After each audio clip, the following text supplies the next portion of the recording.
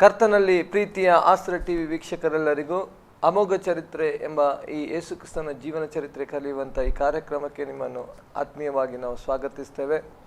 ಪ್ರಿಯ ವೀಕ್ಷಕರೇ, ಬಹಳಷ್ಟು ಸುದೀರ್ಘವಾದ ಕಲಿವಿಕೆಯಲ್ಲಿ ಸಂಚಿಕೆಯಾಗಿ ಯೇಸುವಿನ ಜೀವನ ಚರಿತ್ರೆಯನ್ನು ನಾವು ಕಲಿತಾ ಇದ್ದೇವೆ. ಈಗಾಗಲೇ ಯೇಸು ಕ್ರಿಸ್ತನ ಹುಟ್ಟಿದ ದಿವಸಗಳಲ್ಲಿ ನಡೆದಂಥ ಅನೇಕ ಸಂಗತಿಗಳನ್ನು ನಾವು ಕಲಿತುಕೊಂಡೆವು. ಮುಂದುವರೆದು ನಾವು ಕಲೀಲಿಕ್ಕೆ ಹೋಗೋಣ. ನಮ್ಮ ಮಧ್ಯದಲ್ಲಿ ಬೆಂಗಳೂರಲ್ಲಿ IPC ಸಭೆಯಲ್ಲಿ ಹಿರಿಯ ಸೇವಕರಾಗಿ ಸೇವೆ ಮಾಡ್ತಿರುವಂಥ ಪಾಸ್ಟರ್ ಸಜಿ ವರ್ಗೀಸ್ ಅವರಿದ್ದಾರೆ. ಯೇಸು ಕ್ರಿಸ್ತನ ನಾಮದಲ್ಲಿ ಅವರನ್ನು ಸ್ವಾಗತಿಸೋಣ. Pastor praise the Lord. Yesu ಕ್ರಿಸ್ತನ ಜೀವನ ಚರಿತ್ರೆ ಈ ಕಲಿವಿಕೆಯ ಈ ಒಂದು ಕಾರ್ಯಕ್ರಮದಲ್ಲಿ ಕಳೆದ ಅನೇಕ ಸಂಚಿಕೆಗಳಿಂದ ಯೇಸು ಕ್ರಿಸ್ತನ ಜನನದಲ್ಲಿ ಆದಂಥ ಅನೇಕ ಘಟನಾವಳಿಗಳನ್ನು ನಾವು ಕಲ್ತೇವಲ್ಲ ಪಾಸ್ಟರ್. ಈಗ ಅದರ ನಂತರ ಆತನ ನಾಮಕರಣ ಮಾಡುವಂಥ ಆ ದಿವಸಗಳಲ್ಲಿ ಇರುವಂಥ ವಿಷಯಗಳು ನಮಗೆ ಹೇಳ್ಬೋದಾ? ಖಂಡಿತ. ನಾವು ಲೂಕನ ಸುವಾರ್ತೆ ಪ್ರಾರಂಭದ 2 ಅಧ್ಯಾಯಗಳಲ್ಲಿ ಯೇಸು ಕ್ರಿಸ್ತನ ಮತ್ತು ಸ್ನಾನಿಕನಾದ ಯೋಹಾನ್ನ ಜನನದ ಮುಂತಿಳಿಸುವಿಕೆ, ಜನನ ಹಾಗೂ ನಾಮಕರಣ, ಈ 3 ಸಂಗತಿಗಳು ಯೋಹಾನಿಗೂ ಯೇಸುವಿಗೂ ಆದದ್ದನ್ನು ನಾವು ಕಲಿತೇವೆ. ಈಗ ನಾವು ಮತ್ತಾಯನ ಸುವಾರ್ತೆಯಿಂದ ಲೂಕನ ಸುವಾರ್ತೆಗೆ ತಿರುಗಿ ಬರ್ತಾ ಇದ್ದೇವೆ. ಯೇಸು ಕ್ರಿಸ್ತನ ಜನನಕ್ಕೆ ಸಂಬಂಧಪಟ್ಟು ಹಾಗೂ ಜನನದ ನಂತರ ನಡೆದ ಘಟನೆಗಳನ್ನು ನಾವು ನೋಡ್ತಾ ಇದ್ದೇವೆ. ಲೂಕನ ಸುವಾರ್ತೆಯಿಂದ ನಾವು ಆರಂಭಿಸಿ ಮತ್ತಾಯನ ಸುವಾರ್ತೆಗೆ ಹೋಗಿ ತಿರುಗಿ ನಾವು ಲೂಕನಿಗೆ ಬರ್ತಾ ಇದ್ದೇವೆ. ಅಂದರೆ ಈ 2 ಸುವಾರ್ತೆಗಳನ್ನು ಸೇರಿಸಿ ನಾವು ಕಲಿಯುವಾಗ ಮಾತ್ರವೇ ಒಂದು ಸಂಕ್ಷಿಪ್ತ ಚಿತ್ರಣ ನಮಗೆ ಸಿಗುವಂಥದ್ದು. ಈಗ ಲೂಕನ ಸುವಾರ್ತೆಯಲ್ಲಿ ಯೇಸು ಕ್ರಿಸ್ತನ ನಾಮಕರಣ ನಡೀತಾ ಇದೆ. ಅದನ್ನು ಮತ್ತಾಯನು ಬರೆದಿಲ್ಲ, ಲೂಕನು ಸಂಪೂರ್ಣವಾಗಿ ಆ ವಿವರವನ್ನು ನಮಗೆ ಕೊಡ್ತಾ ಇದ್ದಾನೆ. ಲೂಕನ ಸುವಾರ್ತೆ 2ನೇ ಅಧ್ಯಾಯದಲ್ಲಿ ಯೇಸುವಿನ ನಾಮಕರಣಕ್ಕಿಂತ ಮುಂಚೆ ಸ್ನಾನಿಕನಾದ ಯೋಹಾನ ನಾಮಕರಣ ನಡೆದದ್ದನ್ನು ನಾವು 1ನೇ ಅಧ್ಯಾಯದ 57ನೇ ವಾಕ್ಯದಿಂದ ನಾವು ನೋಡಿದೆವು. ಎಲಿಸಬೆತಳು ಗಂಡು ಮಗುವಿನ ಹೆತ್ತಳು. ಆಮೇಲೆ 59ನೇ ದಿನದಲ್ಲಿ ಅವರು ಆ ಮಗುವಿಗೆ ಸುನ್ನತಿ ಮಾಡುವುದಕ್ಕಾಗಿ ಬಂದು ಅದಕ್ಕೆ ಜಕರೀಯನೆಂದು ತಂದೆ ಹೆಸರನ್ನು ಇಡಬೇಕೆಂದು ಆ ಭಾಗ ನೀವು ಕಲಿಯುವುದಾದರೆ, ಸ್ನಾನಿಕನಾದ ಯೋಹಾನ್ನ ನಾಮಕರಣ ಮತ್ತು ಸುನ್ನತಿ ಸಂಸ್ಕಾರ ಅವರು ಕುಟುಂಬವಾಗಿ ಒಂದು ಹಬ್ಬವಾಗಿ ಆಚರಿಸಿದಾಗಿ ನಾವು ಕಲಿತೇವೆ. ಯಾಕಂದರೆ ನೆರೆಹೊರೆಯವರು, ಬಂಧು ಬಾಂಧವರೆಲ್ಲರೂ ಆಕೆಯ ಮೇಲೆ ಕರ್ತನು ತನ್ನ ದಯವನ್ನು ವಿಶೇಷವಾಗಿ ತೋರಿಸುತ್ತಾನೆಂದು ಕೇಳಿ ಆಕೆ ಕೂಡ ಸಂತೋಷಪಟ್ಟರು. ಅಂದರೆ ಸ್ನಾನಿಕನಾದ ಯೋಹಾನ್ನ ಜನನ ಮತ್ತು ಆತನ ನಾಮಕರಣ ಮತ್ತು ಸುನ್ನತಿ ಸಂಸ್ಕಾರ ಇದೆಲ್ಲ ಅವರು ಮನೆಯವರು, ಬಂಧು ಬಾಂಧವರೆಲ್ಲ ಸೇರಿ ಬಹಳೊಂದು ವಿಜೃಂಭಣೆಯಿಂದ ಆಚರಣೆ ಮಾಡಿದ್ದಾಗಿ ನಾವು ನೋಡ್ತೇವೆ. ಆದರೆ ಮುಂದಿನ ಅಧ್ಯಾಯ 2ನೇ ಅಧ್ಯಾಯಕ್ಕೆ ಬರುವಾಗ 21ನೇ ವಚನದಲ್ಲಿ ಯೇಸುವಿನ ನಾಮಕರಣ ಮತ್ತು ದೇವಾಲಯದ ಸಮರ್ಪಣೆ ಬಹಳ ಸರಳವಾಗಿ ನಡೆದದಾಗಿ ನಾವು ಕಲಿತೇವೆ. ಇದು ಆ 2 ನಾಮಕರಣಗಳಲ್ಲಿರತಕ್ಕಂಥ ಹುದುವಾದಂಥ ಒಂದು ವ್ಯತ್ಯಾಸ ಅಂತ ನಾವು ಕಲಿಯಬಹುದು. ಈಗ ನಾವು ಯೇಸುವಿನ ನಾಮಕರಣದ ಬಗ್ಗೆ ನಾವು ಕಲಿಯೋಣ. 2ನೇ ಅಧ್ಯಾಯದ 21ನೇ ವಚನದಿಂದ ನಾವು 35ನೇ ವಾಕ್ಯದ ತನಕ ಕಲಿಯುವಾಗ ಇದನ್ನು 2 ಭಾಗವಾಗಿ ನಾವು ಕಲಿಯಬೇಕು. ಯೇಸು ಕ್ರಿಸ್ತನ ನಾಮಕರಣ ಅಂದರೆ ಒಂದು ಸುನ್ನತಿ ಸಂಸ್ಕಾರ ಮತ್ತು ನಾಮಕರಣ ಅದು ಒಟ್ಟಿಗೆ ನಡೆಯುವಂಥದ್ದಾಗಿದೆ. ಯಹೂದ್ಯರ ನಿಯಮದ ಪ್ರಕಾರ ಗಂಡು ಮಗು ಆದರೆ ಅದಕ್ಕೆ 8ನೇ ದಿವಸ ಸುನ್ನತಿ ಮಾಡಬೇಕು. ಆವತ್ತೇ ಅದಕ್ಕೆ ನಾಮಕರಣವನ್ನು ಸಹ ಅವರು ಮಾಡ್ತಾರೆ. ಅದು ಬೇಕಾದರೆ ಮನೆಯಲ್ಲೋ ಅಥವಾ ದೇವಾಲಯದಲ್ಲೋ ಎಲ್ಲಿ ಬೇಕಾದರೂ ಅದನ್ನು ಮಾಡ್ಬೋದು. ಅದು 1ನೇ ಭಾಗ. 2ನೇ ಭಾಗ ಮಾತೃ ಶುದ್ಧೀಕರಣ ಮತ್ತು ಚೊಚ್ಚಲ ಸಮರ್ಪಣೆ ಎಂಬುದಾಗಿ, ಅದು ದೇವಾಲಯದಲ್ಲಿ ನಡೆಯುವಂತಹ ಸಂಗತಿಯಾಗಿತ್ತು. ಅದು 2ನೇ ಭಾಗವಾಗಿದೆ. ಇದು 40 ದಿವಸ ಆದ ಮೇಲೆ ನಡೆಯುವಂತಹ, ಅಂದರೆ ಯಹೂದ್ಯರ ಶುದ್ಧಾಚಾರದ ನಿಯಮದ ಪ್ರಕಾರ ಹುಟ್ಟಿದ ಮಗು ಗಂಡು ಆದರೆ 40 ದಿವಸ ಆ ಸ್ತ್ರೀ ಅಥವಾ ಹೆತ್ತಂತಹ ಸ್ತ್ರೀ ಅಶುದ್ಧಳಾಗಿರ್ತಾಳೆ. 40 ದಿವಸ ಕಳೆದ ಮೇಲೆ ಮಾತೃ ಶುದ್ಧೀಕರಣ ನಡೆಯುತ್ತದೆ. ಅದು ದೇವಾಲಯಕ್ಕೆ ಹೋಗಬೇಕು, ದೇವಾಲಯ ನಡೆಯುವಂಥದ್ದು. ಮಾತೃ ಶುದ್ಧೀಕರಣ ಮತ್ತು ಹುಟ್ಟಿದ ಮಗು ಚೊಚ್ಚಲಾದರೆ, ಫಸ್ಟ್ ಬೋರ್ನ್ ಆದರೆ, ಮೊದಲು ಹುಟ್ಟಿದ ಮಗು ಆದರೆ ಅದನ್ನು ದೇವಾಲಯದಲ್ಲಿ ಸಮರ್ಪಣೆ ಮಾಡಬೇಕಿತ್ತು. ಇದು ಈ 2 ಕಾರ್ಯಕ್ರಮ ದೇವಾಲಯದಲ್ಲಿ ಮಾಡಬೇಕಿತ್ತು. ಈಗ ನಿಮಗೆ ಅರ್ಥ ಆಯಿತು ಅಂತ ನೆನೆಸ್ತೇನೆ. ಯೆಹೂದ್ಯರ ಸಿಸ್ಟಮ್ ಮೊದಲು 8ನೇ ದಿವಸದಲ್ಲಿ ಮತ್ತು 40ನೇ ದಿವಸದಲ್ಲಿ 2 ಕಾರ್ಯಕ್ರಮಗಳು ನಡೀತದೆ. 8ನೇ ದಿವಸದಲ್ಲಿ ನಡೆಯುವ ಕಾರ್ಯಕ್ರಮ ಒಂದು ಸುನ್ನತಿ ಮತ್ತು ನಾಮಕರಣ. ಅದು ಮನೆಯಲ್ಲಿ ಸಹ ಮಾಡ್ಬೋದು. ಈಗ ಯೇಸುವಿಗೆ ಸಂಬಂಧಪಟ್ಟಂತೆ ಇದು ಯೇಸು ಅಲ್ಲಿ ವಾಸವಾಗಿದ್ದ, ನಾನು ಹೇಳಿದ ಒಂದು ಗುಹಾ ದ್ವಾರದಲ್ಲಿ ಇರ್ಬೋದು. ಯೇಸು ಹುಟ್ಟಿ ಆ ಸಮಯ ತನಕ ಇದ್ದದ್ದು ಅಲ್ಲೇ ಇದ್ದಿರಬೇಕು ಅವರು. ಯಾಕಂದರೆ ಈ ಸುನ್ನತಿ ಸಂಸ್ಕಾರ ಮಾಡಿದ ಮೇಲೆ ಲೂಕನು ಹೇಳ್ತಿದ್ದಾನೆ ಅವರು ನಜರೇತಿಗೆ ಹೋದರು ಎಂಬುದಾಗಿ. ಆವಾಗ ಆ ತನಕ ಅವರು ಇದ್ದಲ್ಲೇ ಇದ್ದಾರೆ, ಈಗ ಬೆತ್ಲೆಹೇಮಿನಲ್ಲಿ ಇದ್ದಾರೆ ಅಂತ ನಮ್ಮ ಅನಿಸಿಕೆ. ಆದ್ದರಿಂದ ಅವರು ಅಲ್ಲೇ ಇದ್ದುಕೊಂಡು ನನ್ನ ಪ್ರಕಾರ ಜೋಸಫನೇ ಯೇಸುವಿಗೆ ಸುನ್ನತಿ ಎಂಬ ಸಂಸ್ಕಾರ ಮಾಡಿರಬೇಕು. ಯಾಕಂದರೆ ತಂದೆಗೆ ಮಕ್ಕಳಿಗೆ ಮಾಡ್ಬೋದು ಯೆಹೂದ್ಯ ನಿಯಮದ ಪ್ರಕಾರ. ಅದಕ್ಕೆ ಯಾರನ್ನು ಕರೆಯಬೇಕಾದ ಅವಶ್ಯಕತೆ ಇಲ್ಲ. ಕರೆದರೆ ಒಳ್ಳೆಯದು, ಫಂಕ್ಷನ್ ಮಾಡುವವರಿಗೆ ಮಾಡ್ಬೋದು. ಆದರೆ ಅವರ ಅಂದಿನ ಆರ್ಥಿಕ ಸ್ಥಿತಿ ನಾನು ಮುಂದೆ ಹೇಳ್ತೇನೆ, ಬಹಳ ಬಡತನದ ಸ್ಥಿತಿ. ಆದ್ದರಿಂದ ಸ್ನಾನಿಕನಾದ ಯೋಹಾನನ ಸುನ್ನತಿ ಸಂಸ್ಕಾರಕ್ಕೆ ಜನರು ಬಂದು ಸಂತೋಷಪಟ್ಟು, ಬಂಧು ಬಾಂಧವರು ಸಂಬಂಧಿಕರು ನೆರೆಯವರೆಲ್ಲ ಬಂದ ಹಾಗೆ ಇವರಿಗೆ ಕರೆಸಿಕೊಳ್ಳುವ ಸ್ಥಿತಿ ಇಲ್ಲದೇ ಇರುವುದರಿಂದ, ಅದು ಮಾತ್ರ ಅಲ್ಲ ಅವರು ಈಗ ಈ ಸ್ಥಳದಲ್ಲಿ ಒಬ್ಬಂಟಿಗರಾಗಿರುವುದರಿಂದ ಜೋಸಫನೇ ಸುನ್ನತಿ ಸಂಸ್ಕಾರ ಮತ್ತು ನಾಮಕರಣ ಎರಡನ್ನು ಮಾಡಿರಬೇಕು ಎಂಬುದಾಗಿ ನಮಗೆ ಕಲೀಲಿಕ್ಕಾಗಿ ಸಾಧ್ಯ. ಯೇಸುಕ್ರಿಸ್ತನ ನಾಮಕರಣ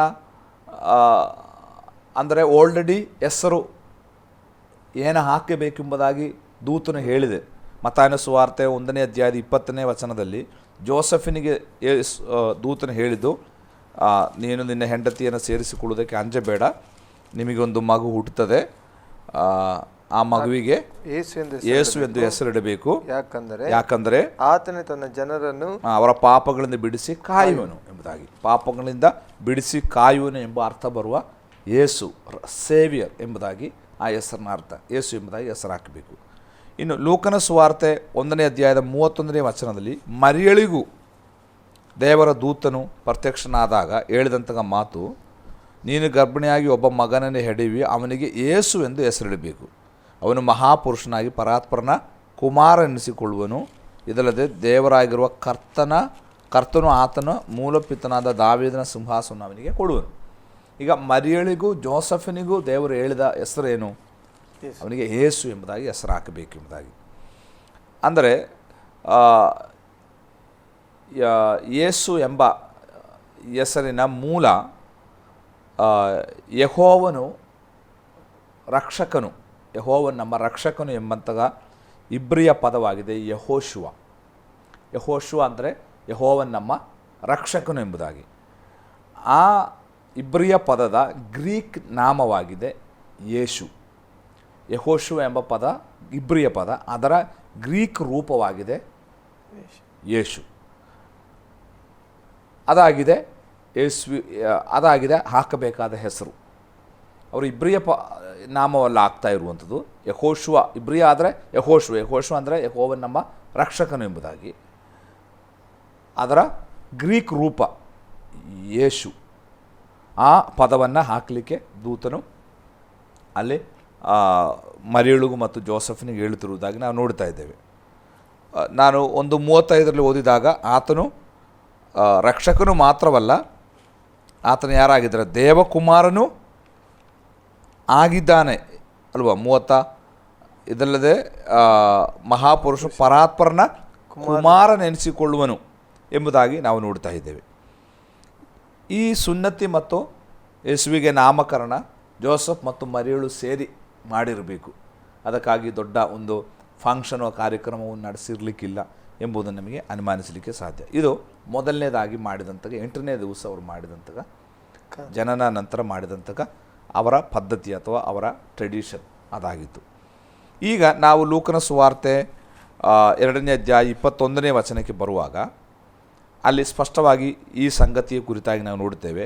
ಆ ಕೂಸಿಗೆ ಸುನ್ನತಿ ಆಗುವುದಕ್ಕೆ ಕಳೆಯಬೇಕಾದ 8 ದಿವಸಗಳು ತುಂಬಿದ ಮೇಲೆ ಅದಕ್ಕೆ ಯೇಸು ಎಂದು ಹೆಸರಿಟ್ಟರು. ಅದು ಗರ್ಭದಲ್ಲಿ ಮೂಡುವುದಕ್ಕಿಂತ ಮೊದಲು ದೇವದೂತನು ಅದೇ ಹೆಸರನ್ನು ಸೂಚಿಸಿದನು. ನೋಡಿ, 21ನೇ ವಚನದಲ್ಲಿ 8ನೇ ದಿವಸ ನಡೆಯಬೇಕಾದ ಕಾರ್ಯಕ್ರಮದ ಸ್ಪಷ್ಟ ವಿವರಣೆ ನಾವು ನೋಡಿದೆವು. ಏನು?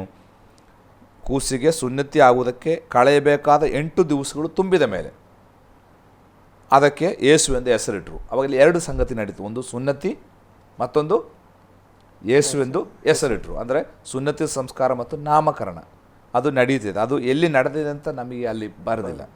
ಆಮೇಲೆ 22ನೇ ವಚನಕ್ಕೆ ಬರುವಾಗ ಇನ್ನು 40ನೇ ದಿವಸ ನಡೆಯುವ 2ನೇ ಕಾರ್ಯಕ್ರಮ. ಬಳಿಕ ಮೋಶೆ ನೇಮದ ಪ್ರಕಾರ ಅವರು ಸೂತಕ ಕಳೆಯುವುದಕ್ಕೆ ತಕ್ಕಷ್ಟು ದಿನಗಳು ತುಂಬಲು ಅವರು ಆ ಕೂಸನ್ನು ಯೆರೂಸಲೇಮಿಗೆ ತೆಗೆದುಕೊಂಡು ಹೋದರು. ಹಾಗಾದರೆ ನಾಮಕರಣ ಮತ್ತು ಸುನ್ನತಿ ಸಂಸ್ಕಾರ ಯೆರೂಸಲೇಮಿನಲ್ಲ ನಡೆದದು, ಅವರು ಇರುವ ಸ್ಥಳದಲ್ಲಿ ನಡೆಯಿತು, ಅಂದರೆ ಬೆತ್ಲೆಹೇಮಿನಲ್ಲಿ. ಅನಂತರ 40 ದಿವಸಗಳು ಅಲ್ಲೇ ಇದ್ದು 40 ದಿವಸ ಕಳೆದ ಮೇಲೆ, ಯಾಕಂದರೆ ನಾವು ಲೆವಿಟಿಕಸ್ ಏನು ಯಾಜಕ ಕಾಂಡ ಪುಸ್ತಕ ನಾವು ಓದುವಾಗ ಅದರ ಈ 12ನೇ ಅಧ್ಯಾಯದಲ್ಲಿ 40 ದಿವಸ ಅಂದರೆ ಸ್ತ್ರೀಗೆ ಹುಟ್ಟಿದ ಮಗು ಗಂಡುವಾದರೆ ಅದನ್ನು 40 ದಿವಸ ಕಳೆಯಬೇಕು. ಅದರ ಶುದ್ಧೀಕರಣದ ದಿವಸ ಪೂರ್ತಿಗೊಳಿಸಬೇಕಾದ ಸೂತಕ ಕಳೆಯಬೇಕಾದರೆ. ಆದ್ದರಿಂದ 40 ದಿವಸ ಆದ ಮೇಲೆ ಮೋಶೆಯ ನಿಯಮದ ಪ್ರಕಾರ ಅವರು ಶುದ್ಧೀಕರಣಕ್ಕೋಸ್ಕರ, ಇದು ತಾಯಿಯ ಶುದ್ಧೀಕರಣ, ಮಾತೃ ಶುದ್ಧೀಕರಣಕ್ಕೋಸ್ಕರ ದೇವಾಲಯಕ್ಕೆ ಬರ್ತಾ ಇದ್ದಾರೆ. ಅಲ್ಲಿ 23ನೇ ವಚನ, ಯಾಕಂದರೆ ಚೊಚ್ಚಲು ಗಂಡಲ್ಲ ದೇವರಿಗೆ ಮೀಸಲ ಎನಿಸಿಕೊಳ್ಳುವುದು ಎಂಬುದಾಗಿ ಕರ್ತನ ಧರ್ಮಶಾಸ್ತ್ರದಲ್ಲಿ ಬರೆದಿರುವಂತೆ ಅದನ್ನು ಕರ್ತನಿಗೆ ಸಮರ್ಪಿಸಬೇಕಾಗಿತ್ತು. ನೋಡಿರಿ, 2 ಸಂಗತಿಗಳಿಗಾಗಿ ಅವರು ಈಗ 40ನೇ ದಿವಸ ಬರ್ತಾ ಇದ್ದಾರೆ. ಒಂದು ಯಾವುದು? ಮಾತೃ ಶುದ್ಧೀಕರಣ. 2 ಚೊಚ್ಚಲನ್ನು ದೇವರಿಗಾಗಿ ಸಮರ್ಪಣೆ ಮಾಡುವುದಕ್ಕಾಗಿ. 2 ಸಂಗತಿಗಳು ದೇವಾಲಯದಲ್ಲಿ ನಡೆಯಬೇಕಾದ ಸಂಗತಿ. ಆದ್ದರಿಂದ ಅವರು ಯೆರೂಸಲೇಮ್ ದೇವಾಲಯಕ್ಕೆ ಬರ್ತಾ ಇದ್ದಾರೆ. ಈಗ ಮಾತೃ ಶುದ್ಧೀಕರಣಕ್ಕೆ ಮಾಡಬೇಕಾದ ಕರ್ಮ ಏನೆಂಬುದಾಗಿ ಹೇಳಿದರೆ ಅಲ್ಲಿ ಬರೆಯಲ್ಪಟ್ಟಿದೆ 24ನೇ ವಚನ, ಇದಲ್ಲದೆ ಕರ್ತನ ಧರ್ಮಶಾಸ್ತ್ರ ಹೇಳುವಂತೆ 1 ಜೋಡಿ ಬೆಳವಕ್ಕಿ ಆಗಲಿ 2 ಪಾರಿವಾಳವನ್ನಾಗಲಿ ಬಲಿ ಕೊಡಬೇಕಾಯಿತು. ಅಂದರೆ ಮಾತೃ ಶುದ್ಧೀಕರಣಕ್ಕೆ ಮೋಶೆಯ ವಿಧಿಯ ಪ್ರಕಾರ ಹಣವಿದ್ದರೆ, ನೀವು ಯಾಜಕಾಂಡ 12ನೇ ಅಧ್ಯಾಯ 6ನೇ ವಚನದಲ್ಲಿ ಹೋದರೆ, ಅವನಿಗೆ ಸ್ಥಿತಿವಂತನಾದರೆ ಒಂದು ಕುರಿಯನ್ನು ಬಲಿ ಕೊಡಬೇಕಿತ್ತು. ಈಗ ಅವರು ಬಡವರಾದರೆ ಏನು ಕೊಡಬೇಕು? 1 ಜೋಡಿ ಬೆಳವಕ್ಕಿ ಆಗಲಿ 2 ಪಾರಿವಾಳ ಮರಿಯನ್ನಾಗಲಿ ಬಲಿ ಕೊಡಬೇಕಿತ್ತು.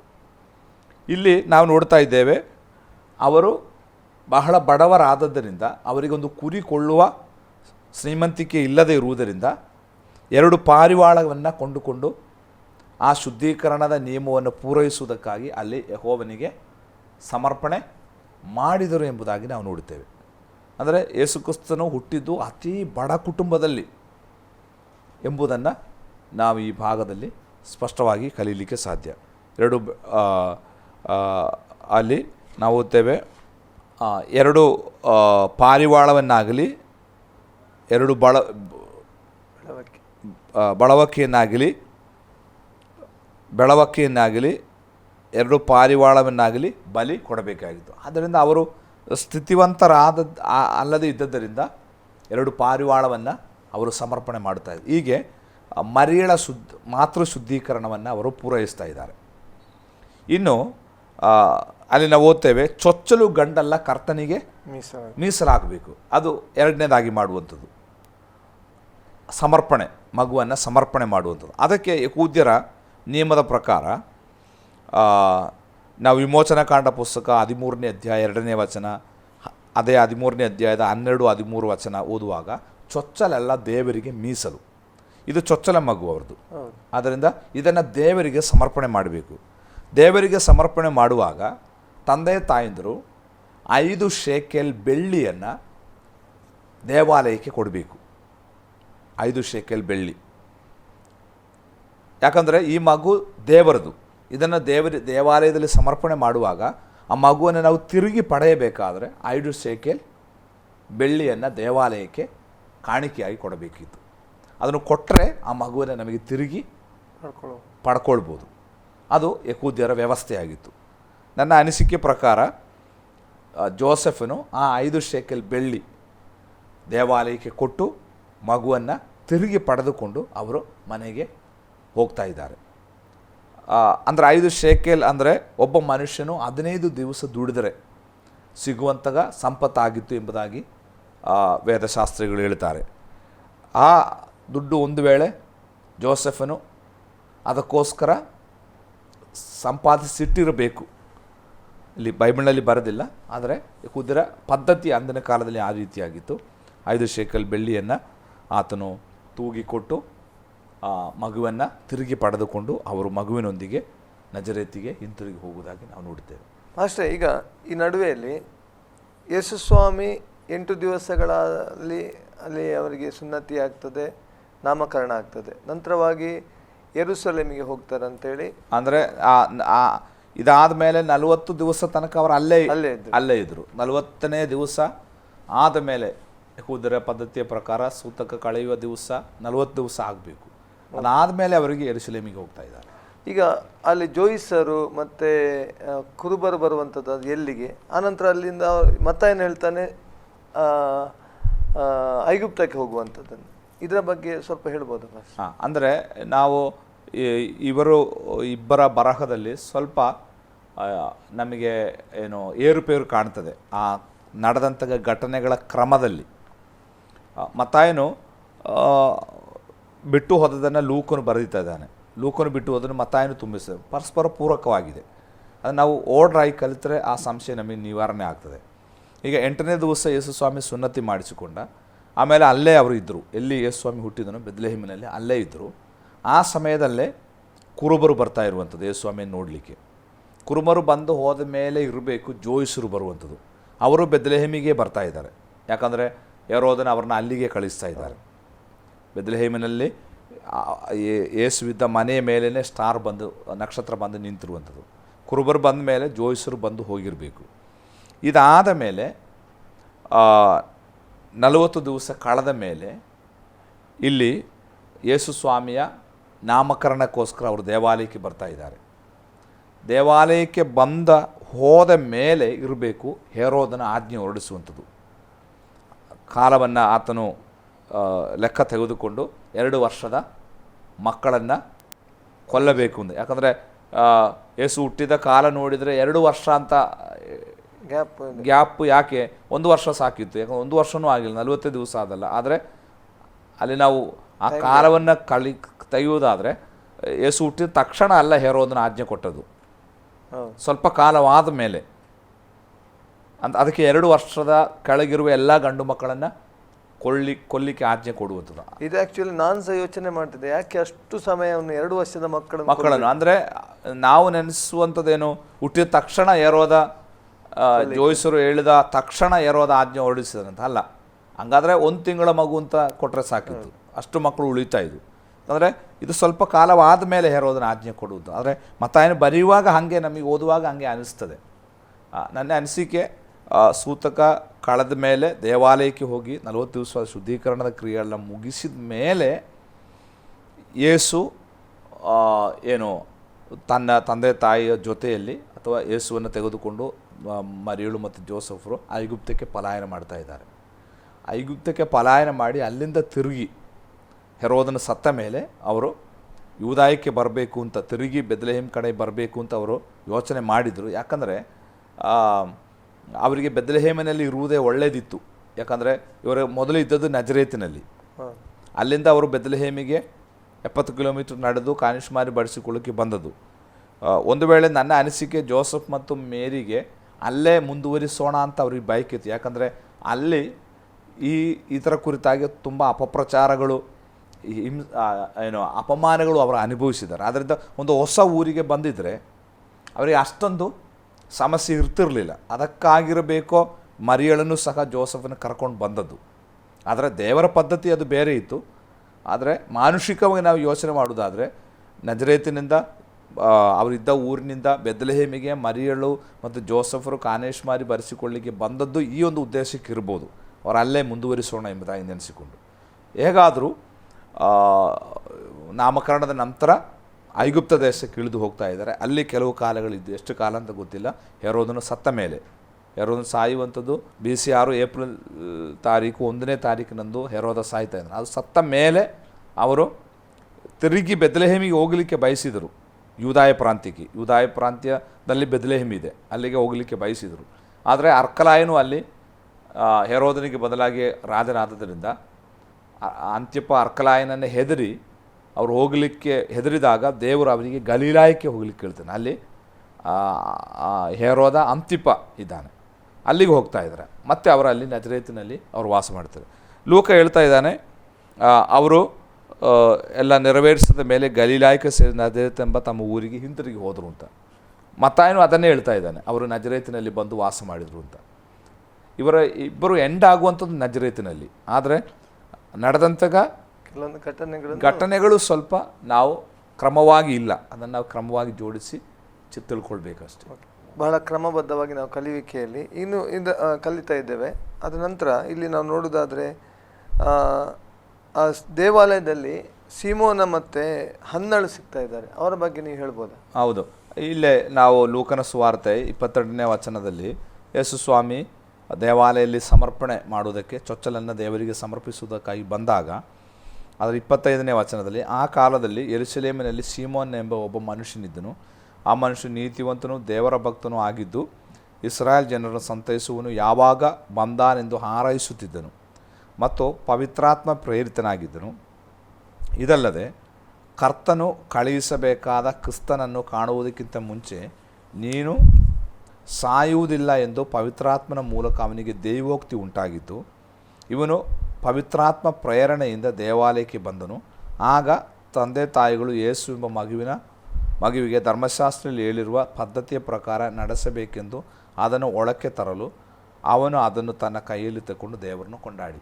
ನೋಡ್ರಿ, ಮರಿಯಳ ಏನು ಶುದ್ಧಾಚಾರ ಕ್ರಿಯೆಯನ್ನು ಮುಗಿಸಿ ಯೇಸು ಎಂಬ ಮಗುವನ್ನು ದೇವಾಲಯದಲ್ಲಿ ಚೊಚ್ಚಲನ್ನು ದೇವರಿಗೆ ಸಮರ್ಪಿಸುವ ಸಮಯದಲ್ಲಿ ಸೀಮೋನು ಪ್ರವೇಶಿಸ್ತಾ ಇದ್ದಾನೆ.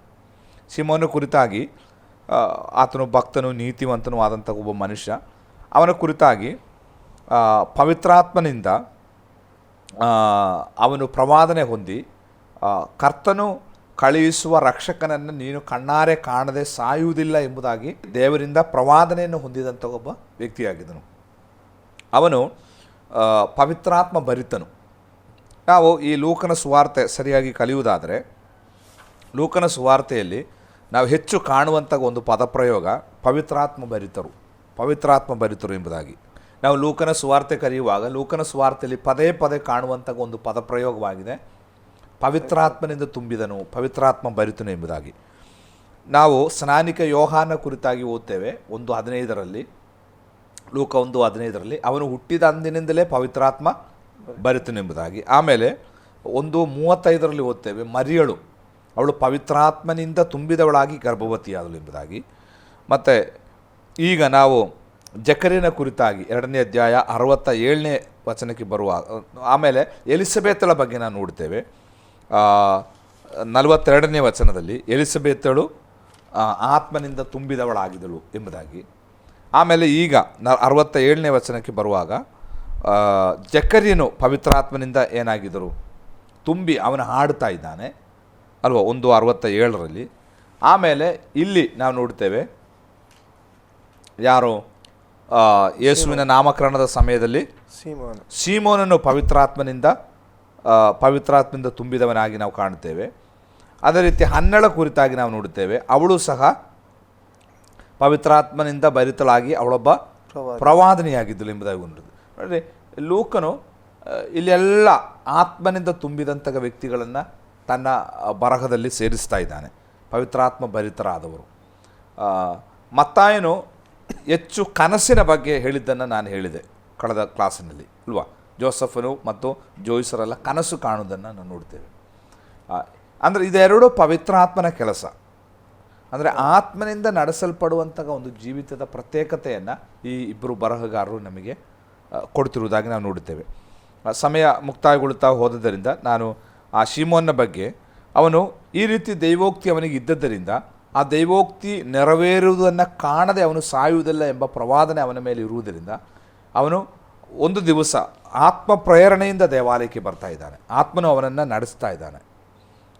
ಹೋಲಿ ಸ್ಪಿರಿಟ್ ಇನ್ಸ್ಪೈರ್ಡ್ ಅಂತ ಅವನನ್ನು ಪ್ರೇರೇಪಿಸಿತು ಇವತ್ತು ದೇವಾಲಯಕ್ಕೆ ಹೋಗಬೇಕು ಅಂತ. ಅವಾಗ ಹೋದಾಗ ಯೇಸುವನ್ನು ಸಮರ್ಪಣೆ ಮಾಡುವುದಕ್ಕಾಗಿ ದೇವಾಲಯದಲ್ಲಿ ತಂದಿದ್ದರು. ಯೇಸುವನ್ನು ಕೈಯಲ್ಲಿ ಆತನು ತೆಗೆದುಕೊಳ್ತಾ ಇದ್ದಾನೆ. ಅಂದರೆ ಸೀಮೋನನನ್ನು ಇಡೀ ಲೋಕವನ್ನು ಸೃಷ್ಟಿಸಿದ ಸರ್ವ ಲೋಕದ ಒಡೆಯನನ್ನು ಅವನ ಕೈಯಲ್ಲಿ ಸಿಕ್ಕಿದಾಗ ಅವನಿಗುಂಟಾದ ಸಂತೋಷ ಹೇಳಿ ತೀರದಷ್ಟು ಸಂತೋಷ. ಅದರಿಂದ ಅವನು ಆತ್ಮಭರಿತನಾಗಿ ದೇವರನ್ನು ಸ್ತುತಿಸ್ತಾ ಇದ್ದಾನೆ. 29ನೇ ವಚನದಲ್ಲಿ, ಈಗ ಸಮಾಧಾನದಿಂದ ಹೋಗುವುದಕ್ಕೆ ನಿನ್ನ ದಾಸನಿಗೆ ಅಪ್ಪಣೆ ಆಯಿತು, ಒಡೆಯನೇ ನಿನ್ನ ಮಾತು ನೆರವೇರಿತು. ಈಗ ಸಮಾಧಾನದಿಂದ ಹೋಗುವುದಕ್ಕೆ ನಿನ್ನ ದಾಸನಿಗೆ ಅಪ್ಪಣೆ ಆಯಿತು. ನೀನು ನೇಮಿಸಿದ ರಕ್ಷಕನನ್ನು ನಾನು ಕಣ್ಣಾರೆ ಕಂಡನು, ಎಲ್ಲ ಜನಗಳಿಗೆ ಪ್ರತ್ಯಕ್ಷವಾಗಲಿ ಎಂದು ಆತನನ್ನು ಒದಗಿಸಿಕೊಟ್ಟಿದ್ದೆ. ನೋಡಿ, ಸಿಮೋನ ಮಾತುಗಳು ಎಷ್ಟು ಸುಂದರವಾಗಿದೆ. ಆತನು ಹೇಳ್ತಾ ಇದ್ದಾನೆ, ನೀನು ಆಡಿದ ಮಾತಿನಂತೆ ನಡೆಯುವ ದೇವರು, ನೀನು ಏನು ನನಗೆ ವಾಗ್ದಾನ ಮಾಡಿದೆ ಅದನ್ನು ನಾನು ಕಣ್ಣಾರೆ ಕಂಡಿದ್ದೇನೆ ಎಂಬುದಾಗಿ. ದೇವರು ಒಂದು ವಾಗ್ದಾನ ನಮಗೆ ಕೊಟ್ಟಿರುವುದಾದರೆ ಖಂಡಿತವಾಗಿಯೂ ದೇವರು ಅದನ್ನು ನೆರವೇರಿಸುವ ದೇವರಾಗಿದ್ದಾನೆ. ಮತ್ತು ರಕ್ಷಕನ ಕುರಿತಾಗಿ ಆತನು ಹೇಳಿದಂತಹ ಪ್ರವಾದನೆ, ನೀನು ನೇಮಿಸುವ ರಕ್ಷಕ ನಾನು ಕಣ್ಣಾರೆ ಕಂಡು ಎಲ್ಲ ಜನಾಂಗಗಳಿಗೆ ಪ್ರತ್ಯಕ್ಷವಾಗಲಿ ಎಂದು ನೀನು ಆತನ್ನು ಒದಗಿಸಿಕೊಟ್ಟಿದ್ದಿ.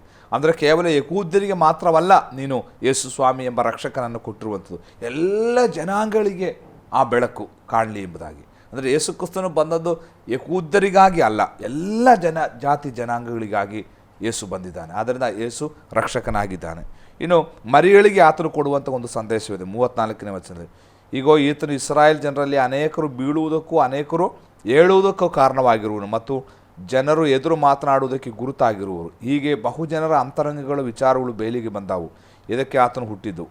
ಇದಲ್ಲದೆ ನಿನ್ನ ಪ್ರಾಣಕ್ಕಂತೂ ಹಗಲು ನಟ್ಟಿದಂತಾಗುವುದು. ಅಂದರೆ ಕಾಲ್ವಾರಿ ಶಿಲುಬೆಯ ಬುಡದಲ್ಲಿ ನಿಂತುಕೊಂಡು ಮರಿಯಳು ಅನುಭವಿಸುವಂತಹ ಆ ವೇದನೆಯನ್ನು ಸೀಮೋನನು ಆಗ ಒಂದು 15-16 ವರ್ಷ ಪ್ರಾಯ ಇರಬೇಕು ಮರಿಯಳಿಗೆ.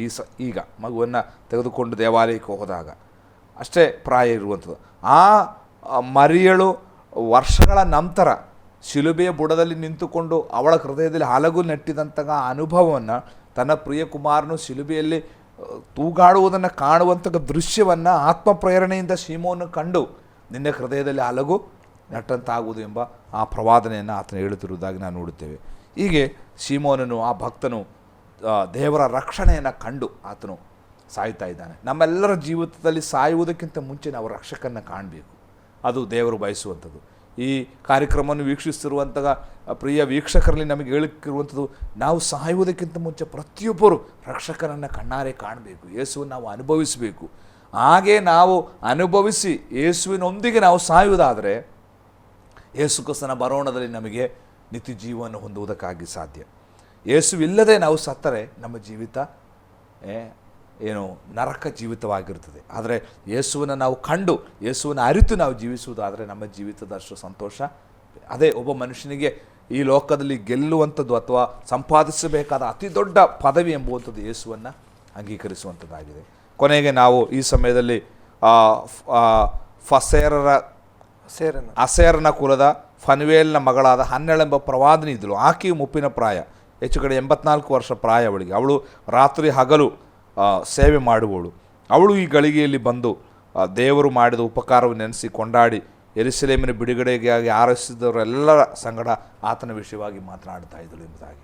ಹೀಗೆ ಅವರಿಬ್ಬರು ಆ ನಾಮಕರಣದ ಸಮಯದಲ್ಲಿ ಬಂದು ದೇವರನ್ನ ಮಹಿಮೆಪಡಿಸಿರುವುದಾಗಿ ನಾವು ನೋಡ್ತಾ ಇದ್ದೇವೆ. ಪ್ರೀತಿಯ ವೀಕ್ಷಕರೇ, ಇವತ್ತು ಯೇಸು ಕ್ರಿಸ್ತನ ಸುನ್ನತಿ, ಯೇಸು ಕ್ರಿಸ್ತನ ನಾಮಕರಣ, ಇನ್ನು ಮರಿಯಳ ಕನ್ಯಾವಸ್ಥೆ, ಹಾಗೆ ಪ್ರವಾದಿನಿ ಹನ್ನಳು, ಸೀಮೋನ, ಹೀಗೆ ಎಲ್ಲ ವಿಷಯಗಳು ನಾವು ಕಲಿತ್ಕೊಂಡು ಬಂದೆವು. ಬಹಳಷ್ಟು ವಿಷಯ ನಮಗೆ ಅರ್ಥವಾಯಿತು ಎಂಬುದಾಗಿ ನಾನು ನೆನೆಸ್ಕೊಳ್ತೇನೆ. ಇನ್ನು ಇವತ್ತಿನ ಕಾರ್ಯಕ್ರಮ ನಾವು ಇಲ್ಲಿಗೆ ಮುಗಿಸಲಿಕ್ಕೆ ಬಯಸ್ತೇವೆ. ಇನ್ನೊಂದು ಸಂಚಿಕೆಯಲ್ಲಿ ನಾವು ಬರಲಿಕ್ಕಿದ್ದೇವೆ. ನಮ್ಮ ಮಧ್ಯದಲ್ಲಿ ಆಶ್ರಯ ಟಿವಿಯಲ್ಲಿ ಬಂದು ವಿಸ್ತಾರವಾಗಿ ಯೇಸು ಕ್ರಿಸ್ತನ ಜೀವನ ಚರಿತ್ರೆ ನಮಗೆ ಕಲಿಸುತ್ತಿರುವಂಥ ದೇವ ಸೇವಕರಿಗೆ ಆಶ್ರಯ ಟಿವಿ ಪರವಾದಂಥ ವಂದನೆಗಳು. ಪಾಸ್ಟರ್. ಪ್ರಿಯ ವೀಕ್ಷಕರೇ, ಇನ್ನೊಂದು ಸಂಚಿಕೆಯಲ್ಲಿ ನಾವು ಬರುವವರೆಗೆ ನಿಮ್ಮ ನೆಚ್ಚಿನ ಆಶ್ರಯ ಟಿವಿಯನ್ನು ವೀಕ್ಷಿಸ್ತಾ ಇರಿ. ವಂದನೆಗಳು.